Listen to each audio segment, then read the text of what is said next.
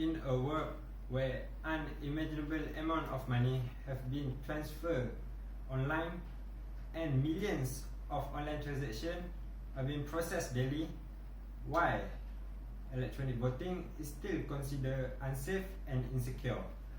My name is Mohammad Irfan Tijanie bin Mohammad Tasnim, Metro ID 153309, and I'm from Group 42, and today I'm going to talk about why electronic voting is still considered unsafe and why it should not happen. But first, what is electronic voting? Electronic voting can be defined as the use of any electronic means for three purposes. The first one is voters identification. Second one is ballot casting, and the third one is vote counting. In this COVID pandemic era, the public have pushed our government to digitalize our election for the 15 General Malaysian election. From the public eyes, the electronic voting have many advantages, and it should replace our current physical voting system, and they are absolutely false. Electronic voting disadvantages have outweighed the advantages by a wide margin, and this unsolvable problem will make electronic voting impossible. There are three requirements to be fulfilled by an election to ensure its integrity. The first one is accuracy. Each voter must be able to vote only once, and the vote must be counted correctly. And the second one is anonymity. No one must be able to know who voted for a particular candidate, to avoid the voters from being harassed, abused, and bribed to vote for a particular candidate. And the last one is trust. The voters must trust that their vote have been counted. In physical voting, the ballot box will not be unsealed until it is rounded by representatives that have stakes in the election, so that frauds can't happen.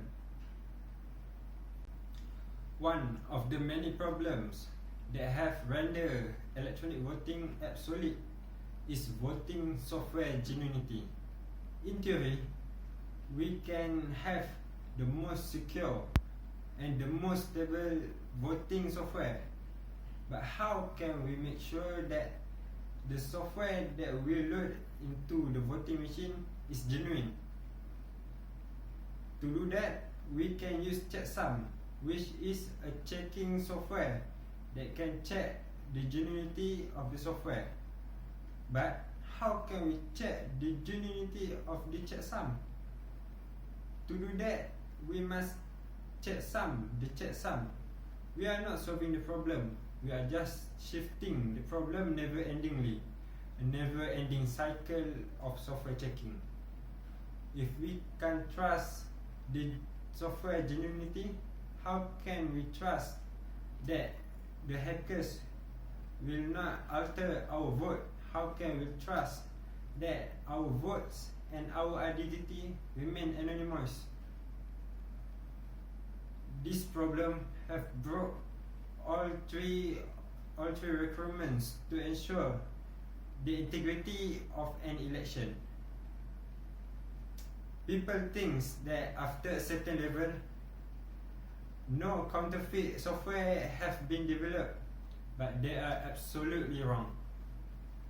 Political parties are willing to spend millions, if not billions, of ringgits to win an election.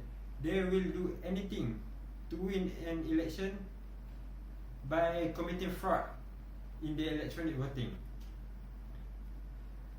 Physical voting is centuries, maybe millennia old. Various attacks have been tried and since then has been defended against. in physical voting, frauds don't scale well, because more votes that you have to change, more people and more effort that you have to give, and only one people is needed to reveal the conspiracy. If we can solve the problem that will break the integrity of the election, we can replace our current physical election with electrical voting. Sure, physical voting is not perfect, but it is the best way to hold an election. Thank you and have a good day.